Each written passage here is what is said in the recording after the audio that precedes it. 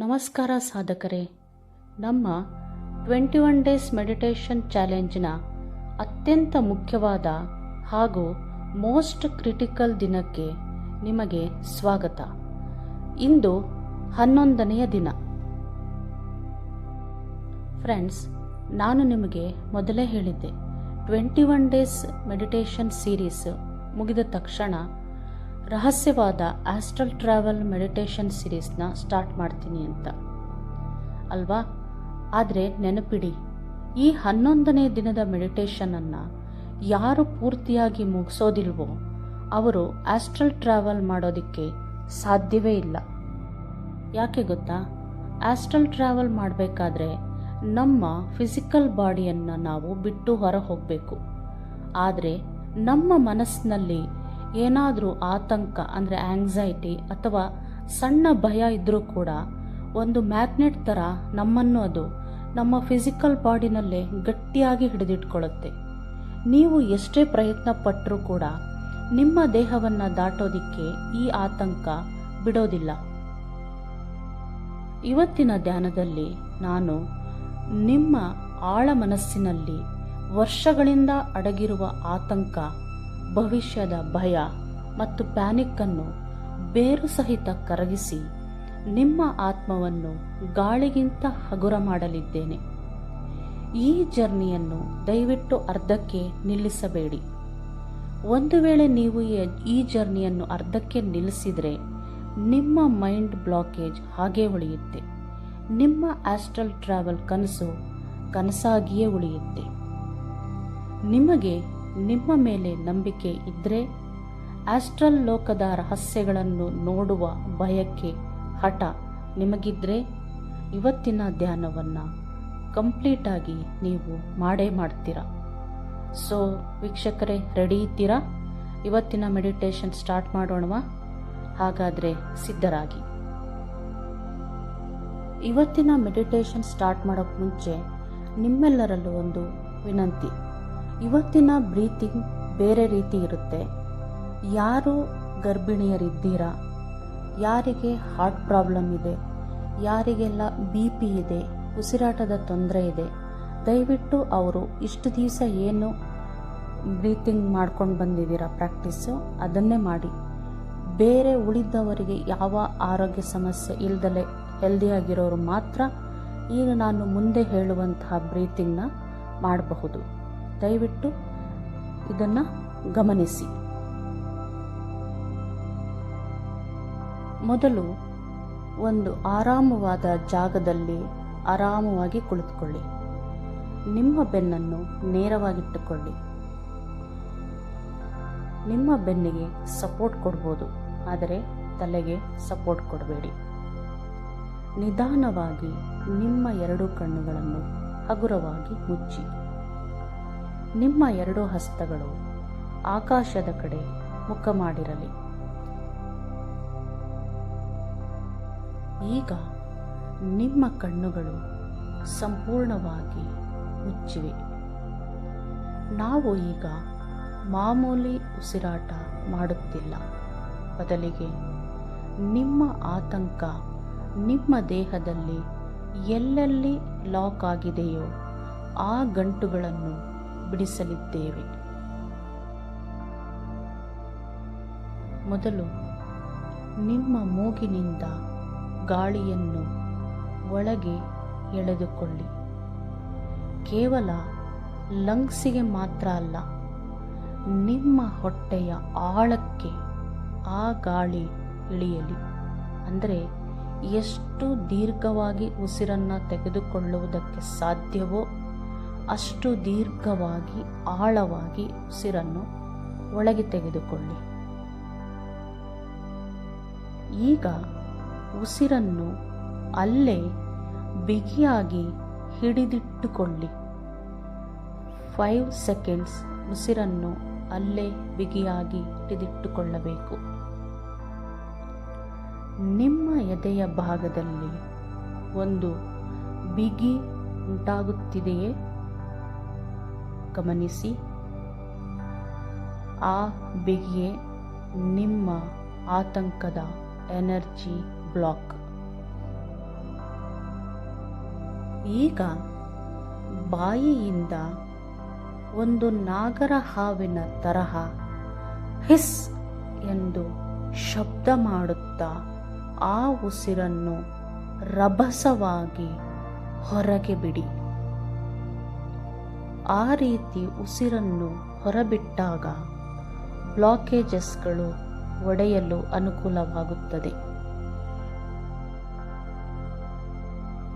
ಮತ್ತೊಮ್ಮೆ ಉಸಿರನ್ನು ಆಳವಾಗಿ ದೀರ್ಘವಾಗಿ ಒಳಗೆ ಎಳೆದುಕೊಳ್ಳಿ.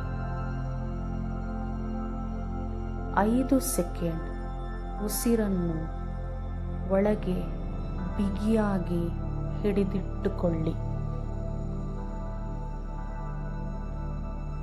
ಈಗ ಬಾಯಿಯಿಂದ ಹಿಸ್ ಎಂದು ಶಬ್ದ ಮಾಡುತ್ತಾ ಆ ಉಸಿರನ್ನು ರಭಸವಾಗಿ ಹೊರಬಿಡಿ. ಬ್ಲಾಕೇಜಸ್ಗಳು ಒಡೆಯಲಿ.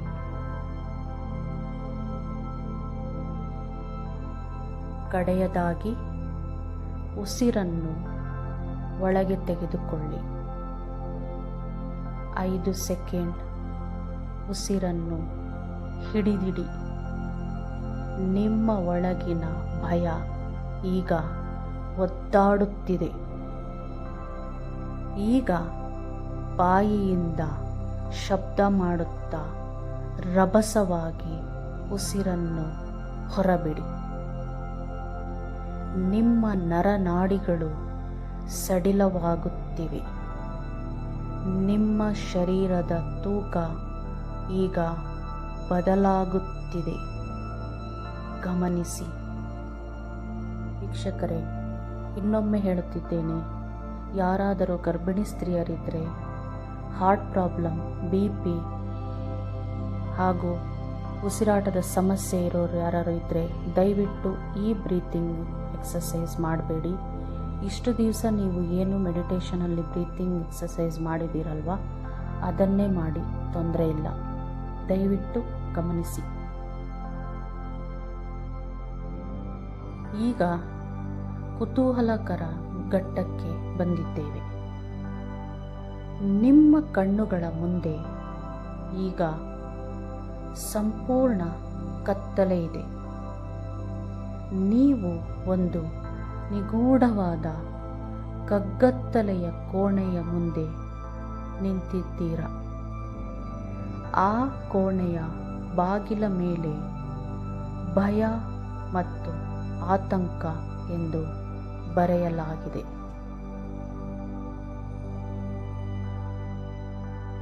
ಮೆಲ್ಲನೆ ಆ ಬಾಗಿಲನ್ನು ತಳ್ಳಿ ಒಳಗೆ ನಡೆಯಿರಿ. ಅಲ್ಲಿ ಕತ್ತಲೆಯಲ್ಲಿ ಒಂದು ನೆರಳು ಕುಳಿತಿದೆ. ಆ ನೆರಳು ಬೇರೆ ಯಾರೂ ಅಲ್ಲ, ಅದು ನಿಮ್ಮದೇ ಆಳ ಮನಸ್ಸಿನಲ್ಲಿರುವ ಆತಂಕದ ರೂಪ.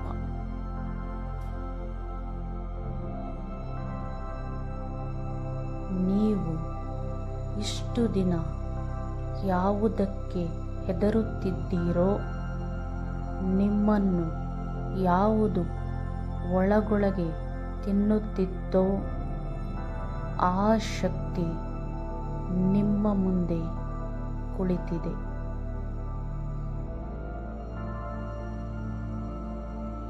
ಇಂದು ನೀವು ಅದರಿಂದ ಓಡಿ ಹೋಗಬೇಡಿ. ಅದರ ಕಣ್ಣುಗಳನ್ನು ನೇರವಾಗಿ ನೋಡಿ. ನಿಮ್ಮ ಮನಸ್ಸಿನಲ್ಲೇ ಅದಕ್ಕೆ ಹೇಳಿ, ನಾನು ನಿನಗೆ ಹೆದರುವುದಿಲ್ಲ.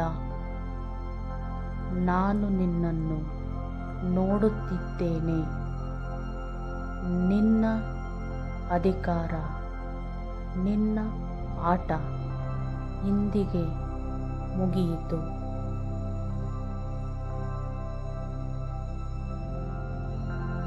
ಆ ನೆರಳು ನಿಧಾನವಾಗಿ ಕರಗಿ ಹೊಗೆಯಾಗುತ್ತಿರುವುದನ್ನು ಕಲ್ಪಿಸಿಕೊಳ್ಳಿ. ಆ ಹೊಗೆ ನಿಮ್ಮ ಶರೀರದಿಂದ, ನಿಮ್ಮ ತಲೆಯಿಂದ ಹೊರಟು ಹೋಗುತ್ತಿದೆ. ಆ ಆತಂಕ ಹೊರ ಹೋದಂತೆ ನಿಮ್ಮ ಭೌತಿಕ ದೇಹ, ಅಂದರೆ ನಿಮ್ಮ ಫಿಸಿಕಲ್ ಬಾಡಿ ಸಂಪೂರ್ಣವಾಗಿ ಮರಗಟ್ಟುತ್ತಿದೆ. ನಿಮ್ಮ ಕೈ ಕಾಲುಗಳು ನಿಮಗೇ ತಿಳಿಯದಂತೆ ನಿಶ್ಚಲವಾಗುತ್ತಿವೆ. ನಿಮ್ಮ ದೇಹ ಒಂದು ಬಂಡೆಯಂತೆ ಗಟ್ಟಿಯಾಗುತ್ತಿದೆ.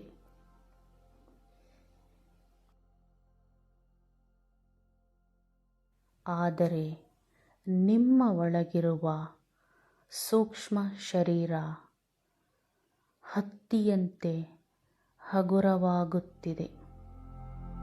ನೀವು ಈಗ ಶರೀರದ ಒಳಗೆ ಬಂದಿಯಾಗಿದ್ದೀರಾ ಅಥವಾ ಶರೀರದಿಂದ ಮುಕ್ತವಾಗುತ್ತಿದ್ದೀರಾ? ಏನಾಗುತ್ತಿದೆ ಕೇವಲ ಗಮನಿಸಿ.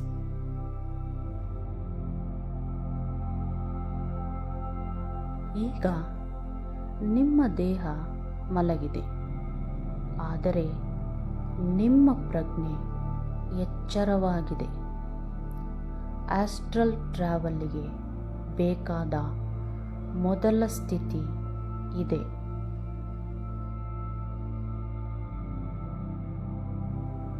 ನೀವು ಬ್ರಹ್ಮಾಂಡದ ಶೂನ್ಯ ಜಾಗದಲ್ಲಿದ್ದೀರಾ.